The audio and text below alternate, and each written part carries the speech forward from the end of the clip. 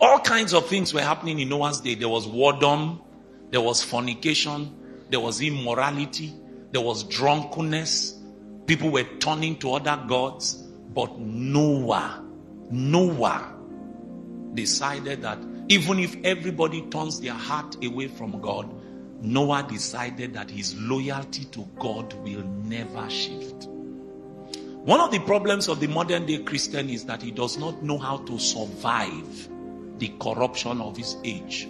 The modern day Christian is deeply flawed because he's always seeking to belong. He's always seeking to fit in. He's always seeking acceptance. He wants to be liked. He wants the world to embrace him.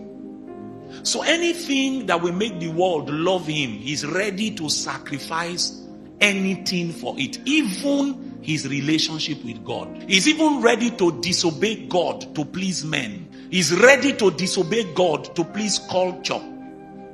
He's ready to disobey God to please society.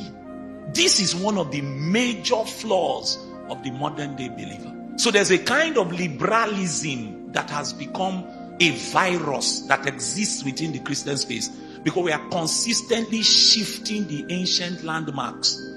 And by the time you check why we are shifting it, it's because we want society to embrace us. We are afraid of being different. The average Christian fears distinction. He's afraid of being the one that is standing out. How is it that light is always afraid of shining? How is it that light is always afraid of darkness? It's because the average Christian does not recognize that once you choose the Lord's side, you are not choosing the popular side. The side of the Lord in our generation is not popular. All you need to do is go and check. There was a time when dressing, for instance, was not a matter that you discuss in church. But go and look at how dressing has evolved over the years. That now we say things like, it does not matter what is outward, that God is looking at the heart. So a sister can come to church with her breast outside. We are not bothered. We say it's the heart. But the reason we got there is because little by little we continued shifting the goalposts. And the reason we're shifting the goalposts is that we are afraid to stand out against culture, against society, against pressure. You can imagine Noah in a generation where he was the only one worthy to enter the ark. My brother, do you understand the implication of that? One man. Do you know the pressure he would have been experiencing in the market? When they call all men's meeting in the village and he sits down, can you imagine the pressure? But in the midst of the pressure, he never cowered. He never bowed. Imagine that Noah got to a point and he said, I don't try. Not be me kill Jesus. And then he cowered. God would not have had a representative with which to build the next generation with. Are you seeing the implication? This is what has happened in some families. God raised up one person in the family and was hoping that that person will become the outlet for the breaking out of redemption. That one person now decided that the persecution is too much, the pressure is too much. That person now went and fell into the same immorality that afflicts the entire family.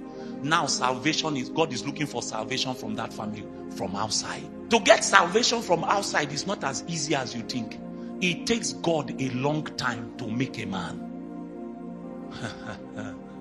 To make a man, it takes God a long time. So if he has been working on your life on the inside so that you become the outlet for him to visit an entire lineage, and then you fall to the same things that afflict that lineage, to bring somebody from outside to save your family, it will take a long time. That's how many families have remained in affliction, because the one God raised could not bear the pressure, could not stand the intensity of the battle. The call to be a Christian is a call to warfare. Intense warfare. War against the world, war against demons, war against culture, war against society. If you are not prepared to fight, you are not prepared to live. That's Christianity. If you are not prepared to fight, you are not prepared to live.